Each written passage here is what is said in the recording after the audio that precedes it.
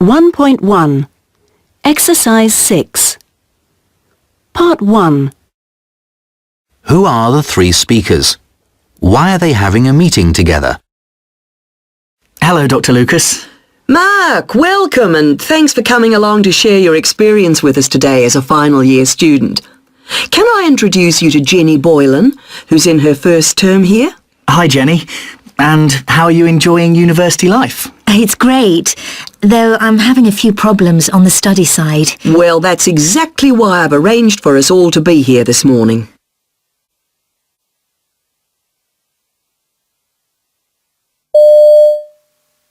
The older woman, Dr. Lucas, has set up the meeting so that Jenny, a new student, can get some advice about studying from Mark, who is in his final year.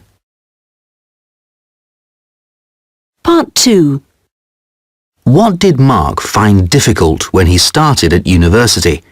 Was it the subject he was studying or something else?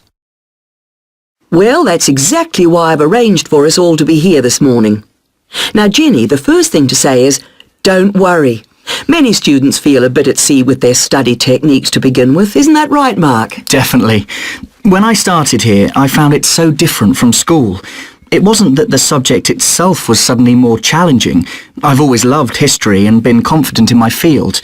But at school, I really only had to use a couple of core textbooks to find out what I needed. While here at uni, I was presented with huge resources, the library, the internet, with little idea of how to use them efficiently. Exactly. The main problem I seem to have is time wasting. I can spend a whole day in the library and come away feeling I haven't really scratched the surface.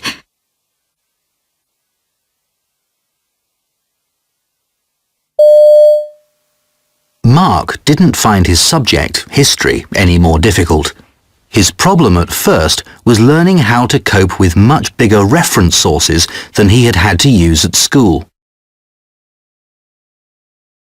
Part 3 What two things does Mark suggest Jenny should do from now on when she's in the library?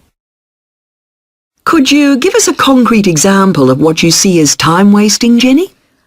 Well, yesterday I had to do some background reading for an essay. I took down a big book from the shelves, thinking it would be useful. The title seemed to fit my essay topic, but it was hopeless. I sat there with it for nearly 2 hours, reading chapter after chapter, thinking that eventually I'd find what I needed. But it never happened. OK, Jenny, first piece of advice. Don't wander along the library shelves looking at book spines. Titles can be very misleading. You'll save time by putting yourself in front of a computer and using the search tools to locate books or articles on your topic. Didn't they explain this to you on the library tour at the start of term? I forgot to go. OK, well, make sure you fix up another tour immediately. They're still running them once a week, you know. And another suggestion, Jenny. Don't just rely on books. You're likely to find much more up-to-date information in periodicals and journals, you know. Right, I'll look for those then.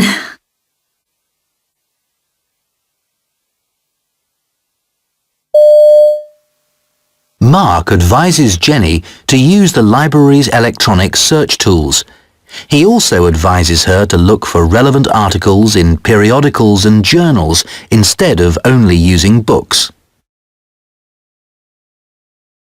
Part 4 Why does Dr. Lucas warn Jenny about using the internet as a source? And what do you both think about using the internet? Well, it isn't always used very productively. Sure, you can get lucky and find something really useful, but other days you may retrieve virtually nothing. And perhaps even worse, sometimes you're totally inundated with possible material, and then you don't know where to start. Mark's right. I think you have to be extremely careful in this area, especially in assessing the accuracy of the facts themselves. You see, there are no quality controls on the web. Information can become out of date or maybe false or biased to start with. Use it by all means, but always evaluate what you find. You must be absolutely certain of all the sources you quote in essays. I've got a lot to learn, haven't I? That's true, but we're here to support you. You shouldn't feel embarrassed about asking me for more help and advice, and Mark is willing to act as your student mentor too. In fact, why don't we go for a coffee now? Then we can get to know each other a bit better. Thanks, I'd like that. And thank you, Dr. Lucas. It's been really helpful. I'm pleased. Right, off you go then.